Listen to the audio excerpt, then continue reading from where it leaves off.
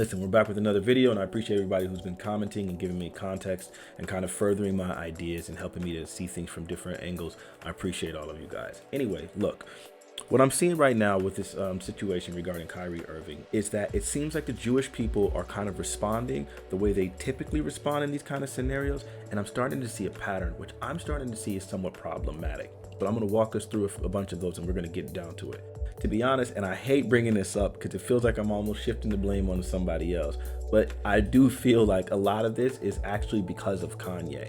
Specifically, I feel like Kanye, with the statements he made about Jewish people and things like that, I feel like it sort of poisoned the well. The same way that Kanye used the phrase DEFCON 3, I feel like now that the Jewish people, they're in a defensive stance where they're starting to feel attacked because of like the response. Because, you know, Kanye's going to have some ardent defenders who are probably going to be pretty vitriolic towards Jewish people. I don't think that means that we just throw someone else under the bus. Kyrie Irving it's not like he's like a stranger to controversy. I feel like he's made quite a few stances and a few statements that have like kind of brought him a lot of attention. And so I don't think that this is any different, but I think it really gets crazy to me when you start telling a person that they can't have their own independent religious beliefs. Right? Because if you look at something like Islam, where Islam will say outright that Jesus Christ was a prophet but was not the Son of God. Now, for all of us Christians, we could be highly offended at that because the only way, the truth, and the light, right? Of course, then Christians would have to say that Muhammad wasn't a prophet. But if it gets to the point that we're not allowed to voice that without being attacked, then it becomes a problem. I would say that voicing simply that the historical figures in the Bible, Jesus, David, Solomon, so on and so forth, that those were black people, I think to like imply otherwise, it just seems absolutely unfair. And it's crazy that all of the things that Kyrie Irving has done, or the stances he's taken, he's now being like chastised the hardest over a link he posted. This is a time where we as black people have to stand up together and say, well, we're just not going to tolerate like the idea of this person being castrated in front of the rest of us, right? Or being censored in such a way that now he's almost it's causing like a chilling effect that doesn't even allow us to just explore this history. And I think that that's problematic. It hurts me, the idea that Kyrie Irving could be standing here by himself without that solidarity, because if we remember, Colin Kaepernick was a person who had a platform, who made the stance that he did, and pretty much no one kneeled with him besides Eric Reed originally. Then after he was fired, more players started like getting hip to, you know, understanding what it was about and decided to join, until eventually you had literally entire teams kneeling, including an owner, Jerry Jones, kneeling with his team in solidarity. Had that solidarity been there from the beginning, then the NFL probably would have been a lot more cautious in their handling of Colin Kaepernick. Historically, it seems like there has to be that solidarity in order to force the hands of these people. And people are saying, oh, we don't have the power. Let me give you some examples of when solidarity or power stood up to these forces, and then they've actually won. So Nick Cannon, if you guys all remember, was fired for something extremely similar. He made some statements specifically alluding to the fact that, or to the idea that the original Hebrews were black people, that the people in the Bible, Jesus, was a black man. Viacom had, I think, a Jewish CEO, so there was some very strong Jewish power within that organization, and they fired him. They thought that they could continue running that show without him, and so they started grooming like people like DC Young Fly and asking him to take the role of Nick Cannon. DC Young Fly wasn't having it at all. What he said was, I want it the right way. I wanted it to be given to me from the OG. It's his. It's not corporate. Corporate didn't hire me. Nick hired me. So it'd be a backstab for me to go to be like, all right, corporate, what do y'all want me to do? And so he ended up just deciding not to do the show altogether, and that was that. And not just him, 85 South and a bunch of other people showed that same solidarity. And then afterwards, eventually, Viacom gave him back the job, and Wild 'N Out has continued. But that only was able to happen because of the solidarity, because they have the power to fire an individual, but collective bargaining is always the name of the game. It's why you can have the AAPI, Asian American Pacific Islander. These are distinct groups to some, to themselves, yet they're willing to build coalitions in order to grow in this way. Solidarity and collective bargaining is incredibly powerful. Some of you guys remember in one of my recent videos, I was talking about the OJ effect that was happening to Kanye. Well, also in that specific song 444, which I used this tiny clip of in that Kanye West apology video, Jay-Z came under fire specifically for some lyrics in that song. Actually, I'll just play a clip for it so you guys can see what I'm talking about. After Jay-Z made those statements, he was told that he was being anti-Semitic. This is crazy to me because this is not something where he's criticizing or chastising Jewish people. In fact, he's encouraging black men to do the exact same thing and pointing out that credit and real estate are really, really good vehicles to wealth, right? That's where most of the wealth is contained. You always hear me say that 70% of wealth in the world is in real estate. So he's encouraging black men to do the same, right? He's saying this is better than the alternative, right? And somehow that's taken as an insult. And it seems like consistently, even mentioning Jewish people in a positive light can be taken as an insult. So when he came under fire for this, Jay-Z, being the very powerful man he is, as most of you guys probably know, he's rather independent, produces his own music. He makes sure that he doesn't have to work with some of those other labels. That power allows him to go ahead and stay in his own stance. He owns his own masters. So then at this point, he doesn't have to kowtow to the system. For that pressure, he decided to go ahead and respond back. The attack against Jay-Z was around the idea that, wait, not Jews don't all own all the real estate in America. Like, it's obvious that that's not what he meant. I recently encountered that in one of Destiny's subreddit where I said these were all being done by white people, but in reality, I was talking about the media using clips of black people to paint the anti-Asian hate movement. So the fact that I know that there are clips that the media was using means that I don't obviously think all the attacks were coming from white people. It's just that the FBI said that the vast majority of them were, yet they were still painting it as a black on Asian problem. So what Jay-Z said when in response, the people calling him out on this, he said, "It's hard for me to take that serious because I've exaggerated every black image in the world. If even you as a Jewish community, if you don't have a problem with the exaggeration of the guy eating watermelon and all the things that were happening in the Story of OJ music video, if you don't have a problem with that and that's the only line you pick out, then you're being a hypocrite." And I think that's exactly what's happening. There is this constant hypocrisy whenever anti-black racism happens, where people are willing to forgive, willing to move past it, but in anything that's directed at other groups, then all of a sudden they become an alarm. Let's not forget the fact that Adidas said that they were still willing to work with Kanye despite him saying slavery was a choice. Now, slavery was a choice. Put that in context with textbooks that are being released in Texas that referred to slaves as migrant workers who came to the country for better opportunity. How about that? So when you start making those statements, that's incredibly harmful. But Adidas said, no, we're not going to cut ties with them. Released a whole statement and everything. We're going to stand in solidarity with Kanye. But then he made an anti-Jewish statement and they cut ties as quick as they possibly could. If you want to be good at property and things like that, follow this pattern. It's almost like saying Kobe Bryant shot a lot of shots. If you want to be good at basketball, practice your 1,000 shots and do what he did. And then imagine Kobe Bryant comes to you and says, "What you trying to say? All black people play basketball?" That's how ridiculous it is. Come on. I didn't say that. Context is everything. I love the fact that he stood up to that and recognized that this song was actually admiring Jewish people for something that they had accomplished, something that we should also try to aim for. It's really mind-boggling to me that admiration can be interpreted as an insult and try to force someone to apology. Fortunately, Jay-Z never did. There was another case that recently happened where Whoopi Goldberg had made a statement and she said that the Holocaust is not about race. She kept saying, well, the Holocaust is not about race. And putting that in context, if you guys remember my other video, I mentioned the fact that the only people who were people of color back, especially during the Holocaust times, were black people. There was no phrase people of color. Colored people meant black. The idea that since Jewish are white people, that the Holocaust could be construed as not being about race, you understand where she's coming from there.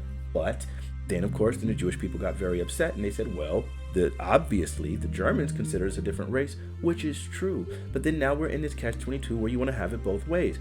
You see, if you go to a Jewish person and you refer to them as a different race, they would say that's otherizing, it's dehumanizing, it's problematic, this is what happened in the Holocaust, and so it's a problem. But then if you say, so the Holocaust is not about race, or when you say that you guys are the same race, as white people, then all of a sudden it wouldn't be a problem, even though the vast majority of them identify as white in their senses. It's like a catch-22. You have it both ways. No, I want to be considered white, but I also want to be considered a different race, a distinct race, so that way I can make sure that I am able to make claims of racism when people are attacking me. And it's crazy to me. There was a case with this man named Joshua Bonadonna. Bonadona's mother is Jewish, but Bonadonna converted to Christianity while attending Louisiana College. After graduating, he applied for a coaching job at his alma mater, but he says the school president, Rick Brewer, turned him down because of his Jewish blood. Bonadonna sued under civil rights law, alleging that Brewer had discriminated against him by denying him a coaching position because his mother was Jewish, even though he himself had converted. The Civil Rights Act of 1964 outlaws discrimination in hiring on the basis of race, color, religion, sex, or national origin. In this case, Bonadonna wasn't being discriminated against for religion since he was not actually Jewish, so was he then being discriminated against on racial grounds because of his heritage? Well, the judge said yes. It's absolutely retarded. Think about this for a second. It's like he said, well, since he clearly couldn't be discriminated against because of his religion, because he's a Christian, so that means he had to have been like excluded on his race. So even though they are the same race, then we can say that they can still be racially targeted. You see the logical dissonance there? Let me help you out real quick. It might not have jumped out at some of you guys, but it's okay. That's what I'm here for. He was attacked for his religious heritage. How about that? Why would we create logical dissonance within ourselves and say, no, you're a different race, but the same race, and so they're targeting you for racism, even though they're the same race, even like what? No, religious heritage. How about that? So maybe because of the fact that you had this Jewish lineage, that might have been why you were being discriminated against. And then that actually makes sense. And then we don't have to do mental gymnastics to try to make it make sense in the end. And then, of course, then there was another case where LeBron James had to apologize. He said, I would apologize if anyone was offended, specifically because he referred to 21 Savage's lyrics. 21 Savage also apologized for saying that I'm making Jewish money. The Jewish people said, that this is really hateful and harmful and so on and so forth. And of course he said, wait, I thought this was a compliment. You guys do make a lot of money, right? Well, let's look at that. Let's look at the numbers. Among Jews in 2016, modern Orthodox Jews had a median household income of $158,000, while open Orthodox Jews had a median household income of $185,000 compared to American median household income of $59,000. So explain to me why saying I'm getting Jewish money would be so problematic. You guys remember any other songs talking about kind of money? Didn't somebody else say getting Arab money?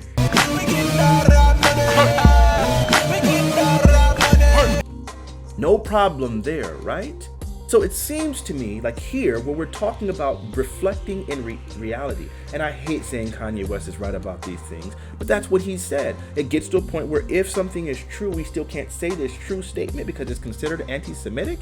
That seems a little bit like crazy. The response to this whole LeBron thing was, hey, positive stereotypes can still be harmful. And they can, right? We obviously see the dehumanizing effect of the positive stereotype associated with black men. Sure, you might get extra play within the bedroom, but there's a dehumanizing that comes with that stereotype. There's porn videos where they'll only show the face of the white girl while making sure that his face is nowhere within the camera.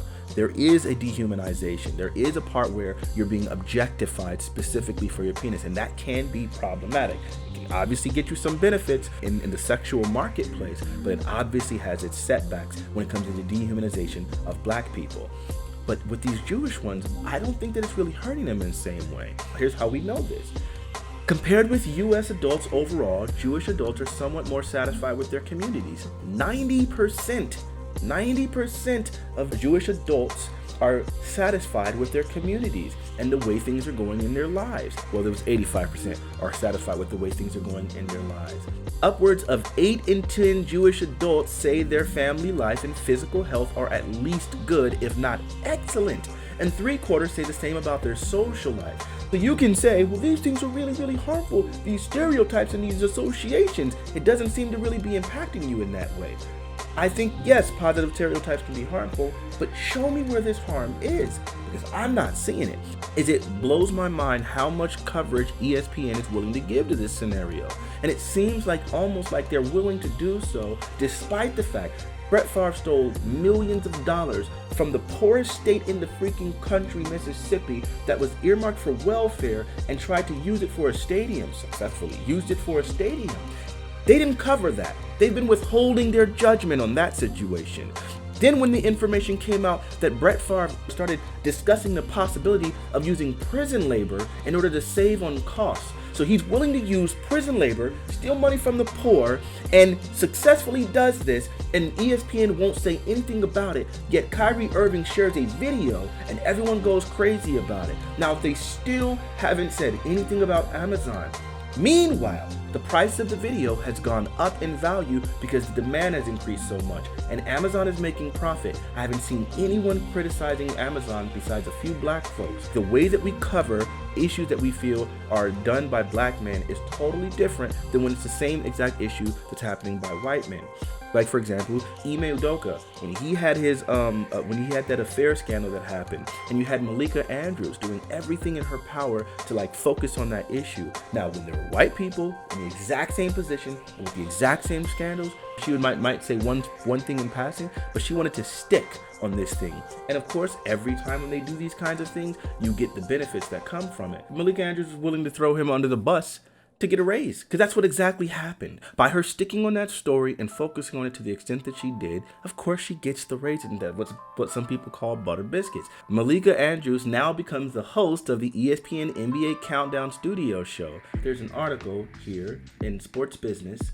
ESPN's Malika Andrews will host ESPN's NBA Countdown Studio show that airs during Wednesday's game this season, according to Joey Reedy of the AP. The move also increases Andrews' role. They get rewarded for choosing to focus in this way.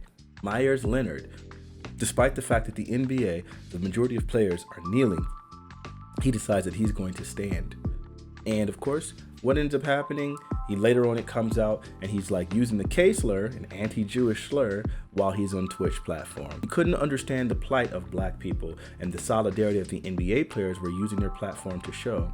After he makes this slur, all of a sudden he decides, well, now he's got to donate some money. I think they only made him donate $50,000 for a direct slur, $50,000 that he had to donate. While Kyrie Irving is doing $500,000 for linking a video that Amazon is now hosting and making extra profit off of after gouging the price. Crazy. But then the other thing that's really mind-boggling about this is afterwards, then they sent him on this tour, as they do. They had him visit the Holocaust Museum. They had him going to these impoverished Jewish neighborhoods and handing out meals for Jewish people. They had him doing all of these things. America is quick to respond to Jewish people's plight. Let's not forget, even within the last 6 years, where the U.S. has earmarked millions of dollars to Jewish people as reparations. They've done this for them, yet again, whenever we're asking for reparations for black people, how they can just turn a blind eye. Anti-blackness can't be tolerated anymore, and it's up to us to show the solidarity that demands that they hold us, and that they're held accountable for that to the same degree as everyone else. And we do so with collective bargaining and by standing in solidarity. Solidarity in this situation means boycott the NBA until they do a redress in which they admit that they overstepped. Then it's our job to hold them accountable by not watching. And not just for that 5 games, we have to take a stance. It didn't just start with just that one team. It also went on, again, as I said in the previous video, that there were other higher ups in the NBA. The 5th commissioner still was also criticizing him for this. The reason why they went forward with this suspension is because of the fact that so many prominent black people were getting on code with them and making these sorts of statements. We have power. We have the ability as the majority of players and the majority of their viewerships and hitting them in their pocketbooks until they redress that. Remember how the NFL started changing its tune and all of a sudden decided, we're going to play the black national anthem at every single game? And they started making all of these overtures because they realized that their numbers were dwindling and they were being hurt. We have the exact same power, even more so, because we make up a larger share of the viewership of the NBA than we did of the NFL. We have the power in this situation. Solidarity is everything.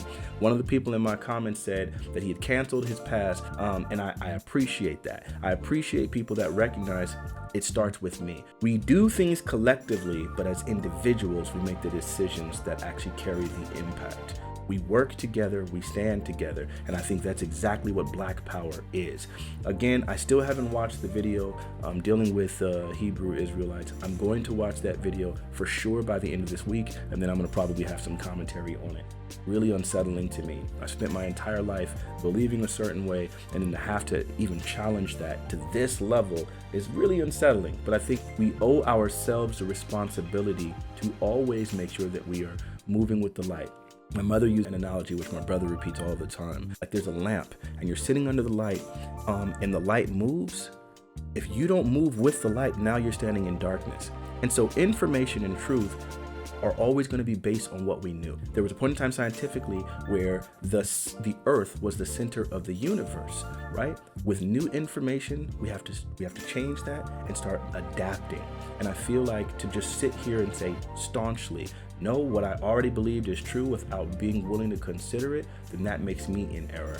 So it's as unsettling as it is, as uncomfortable as it is, this is something that I'm gonna have to study. Anyway, I hope you guys appreciate these videos. Please like, comment, subscribe. Shout out to Karama for giving me some of the information to help me make this video. I'm gonna try my best to be as honest and straightforward as possible and continue bringing you guys content that actually makes sense, that's relevant, and giving you my perspective. Like, comment, subscribe, and share this with your friends, all right? Peace.